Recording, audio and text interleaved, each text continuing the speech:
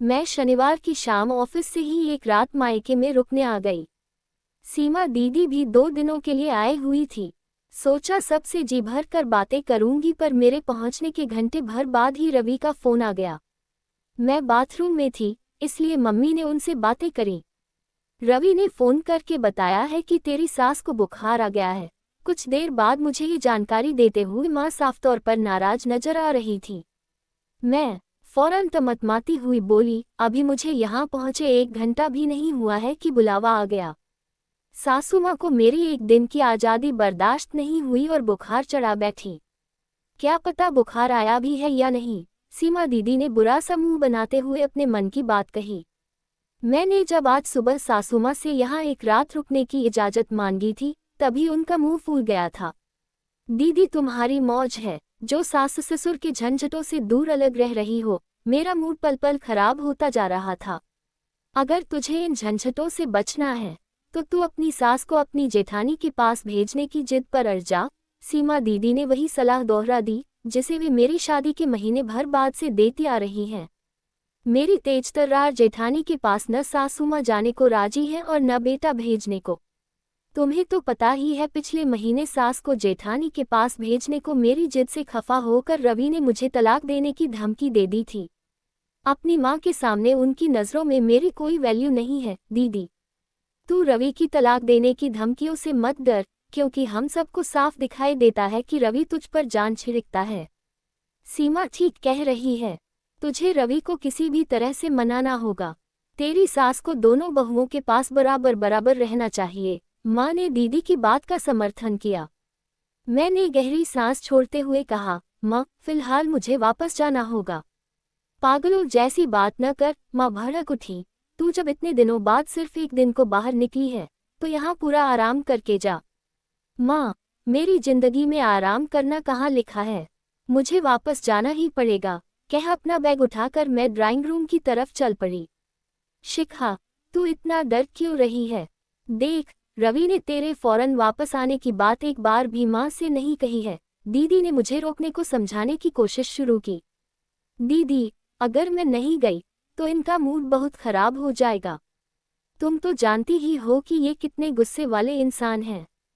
उन सब का समझाना बेकार गया और करीब घंटे भर बाद मुझे दीदी व जीजाजी कार से वापस छोड़ गए। अपनी नाराजगी दर्शाने के लिए दोनों अंदर नहीं आए।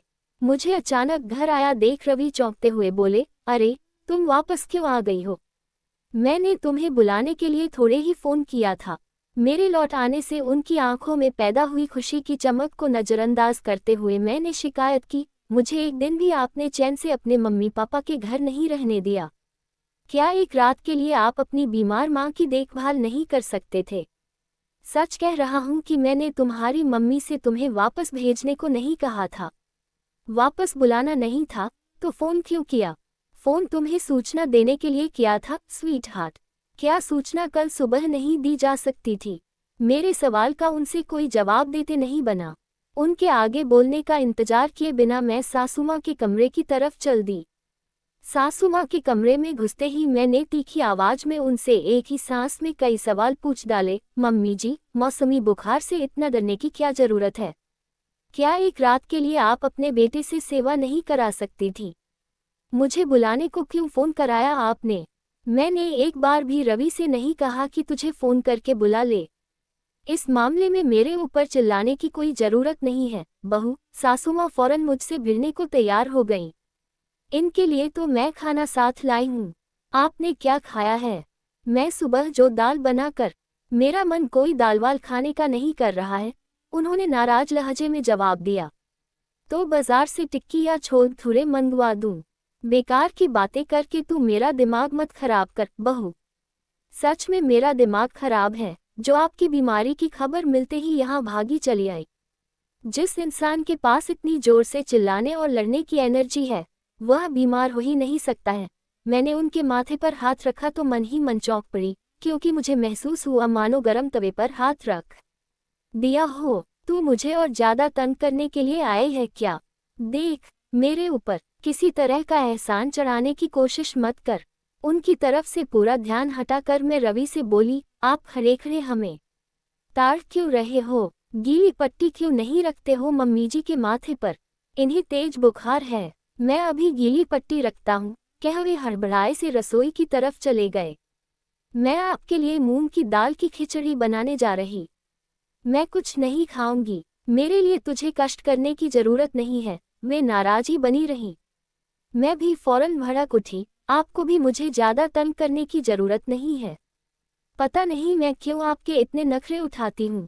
बड़े भाई साहब के पास जाकर रहने में पता नहीं आपको क्या परेशानी होती है।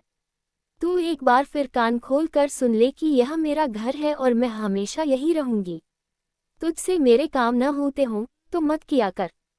बेकार की चकचक से मेरा समय बर्बाद करने के बजाय ये बताओ कि क्या चाय पिएंगी। मैंने अपने माथे पर यूं हाथ मारा मानो बहुत तंग हो गई हूँ। तू मेरे साथ ढंग से क्यों नहीं बोलती है बहू? ये सवाल उन्होंने कुछ धीमी आवाज में पूछा। अब मैंने क्या गलत कहा है? तू चाय पीने को पूछ रही है या लत मार रही है?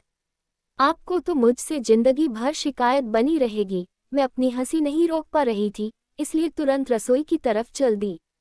मैं रसोई में आकर दिल खोलकर मुस्कुराए और फिर खिचड़ी व चाय बनाने में लगी। कुछ देर बाद पीछे से आकर रवि ने मुझे अपनी बाहों में भर लिया और भावुक होकर बोले, माँ का तेज बुखार देखकर मैं घबरा गया था।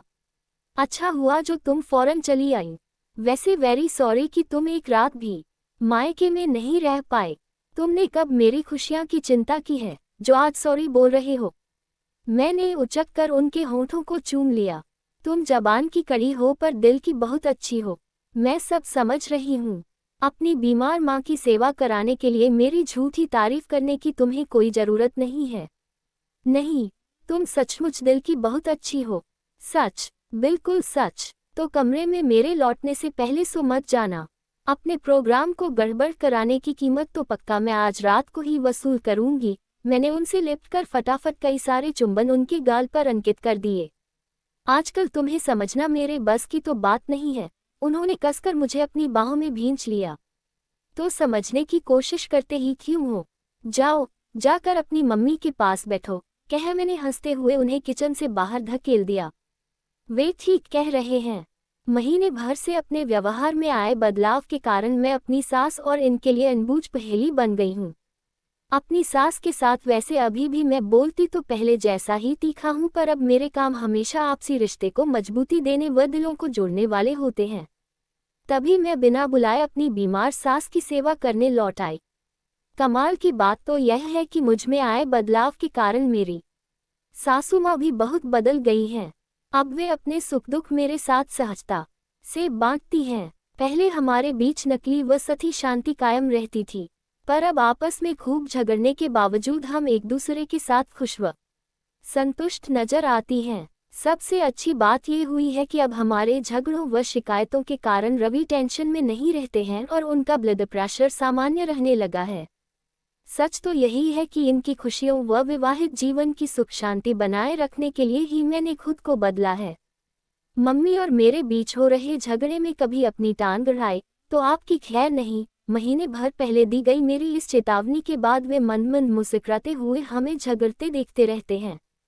जोरू के गुलाम, कभी तो अपनी माँ की तरफ से बोला कर, मम्मी जी जब कभी इन्हें उकसाने को ऐसे डायलॉग बोलती हैं तो ये ठहाका मारकर हंस पड़ते हैं। सास ससुर से दूर रह रही अपनी सीमा दीदी की मौजमस्ती से भरी जिंदगी की तुलना अपनी जिम्मेदारियों भरी जिंदगी से करके मेरे मन में इस वक्त गलत तरह की भावनाएं कुलबुला रही हैं। सासू माँ के ठीक हो जाने के बाद पहला मौका मिलते ही किसी छोटी बड़ी बात पर उनसे उलझकर मैं अपने मन की सारी खींच व तनाव बाहर निकाल फेंकूंगी।